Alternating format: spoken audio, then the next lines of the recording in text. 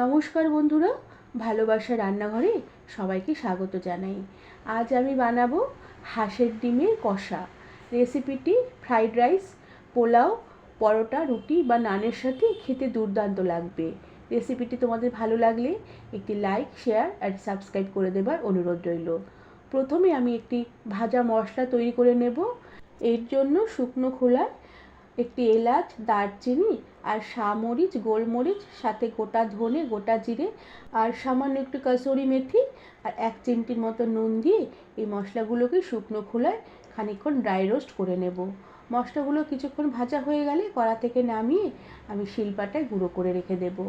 এরপর কড়াতে পরিমাণ মতন তেল দিয়ে তেলে সামান্য একটু নুনের ছিটে আর হলুদ গুঁড়ো ছড়িয়ে দিয়ে সেদ্ধ করে রাখা হাঁসের ডিম দিয়ে দিলাম।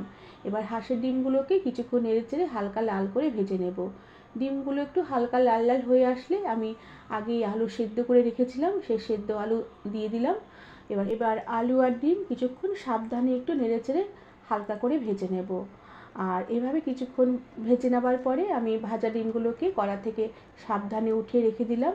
এরপর আলুগুলোকেও কিছুক্ষণ তেলে একটু নেড়েচেড়ে নিয়ে কড়া থেকে উঠিয়ে রেখে দিলাম।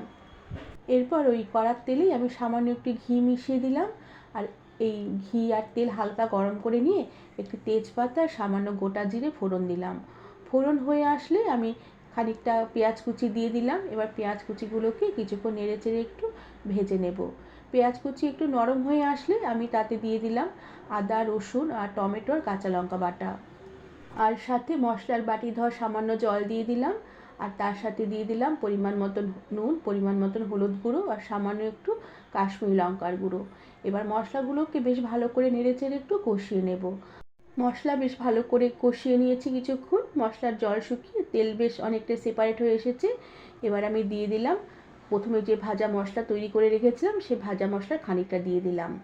এবার ভাজা মশলা দিয়ে বেশ ভালো করে নেড়েচেড়ে কিছুক্ষণ কষিয়ে নেব। এরপর মশলাতে দিয়ে দিলাম সামান্য পরিমাণে একটুখানি জল। জল দিয়ে মশলা বেশ আবারও কিছুক্ষণ বেশ ভালো করে নেড়েচেড়ে কষিয়ে নেব। আর এভাবে বেশ কিছুক্ষণ মশলা কষিয়ে নেবার পরে মশলার বাড়তি জল শুকিয়ে তেল সেপারেট হয়ে আসলে আমি এবার দিয়ে দিলাম ভেজে রাখা হাঁসের ডিম আর ভেজে রাখা আলুর টুকরোগুলোকে। এবার ডিম আর আলুর টুকরোগুলোকে দিয়ে মশলার সাথে ভালো করে একটু সাবধানে নেড়েচেড়ে কিছুক্ষণ কষিয়ে নেব। আর এভাবে মশলার সাথে ডিম আর আলু বেশ কিছুক্ষণ কষিয়ে নেবার পরে এতে আমি দিয়ে দিলাম আবারও সামান্য একটু জল। জল দিয়ে একটু হালকা হাতে ভালো করে নেড়েচেড়ে মিশিয়ে নিয়ে গ্যাসের আঁচ কমিয়ে দিয়ে ঢাকা দিয়ে রেখে কিছুক্ষণ রান্না হতে দিলাম।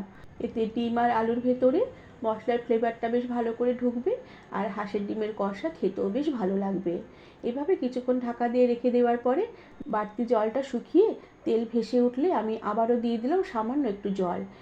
সাথে কয়েকটা চেরা কাঁচা লঙ্কা আর ভাজা মশলা যেটুকু ছিল সেটুকু উপর থেকে ছড়িয়ে দিয়ে ঢাকা দিয়ে রেখে আরও প্রায় 3 থেকে 4 মিনিটের মতন আমি এই হাঁসের ডিমের কষা একটু রান্না হতে দেব। আর 3 থেকে 4 মিনিটের মতন লো আছে এভাবে রান্না করে নেবার পরে ঢাকনা খুলে দিলাম। আমি জল আর শুকোবো না, যেটুকু জল আছে আলুতে টেনে নেবে।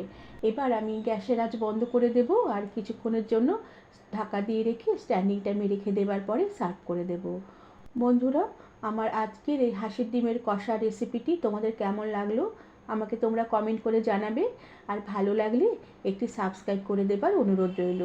আজ তাহলে আসি, পরে আবার একটি নতুন রেসিপি নিয়ে দেখা হবে। ধন্যবাদ বন্ধুরা।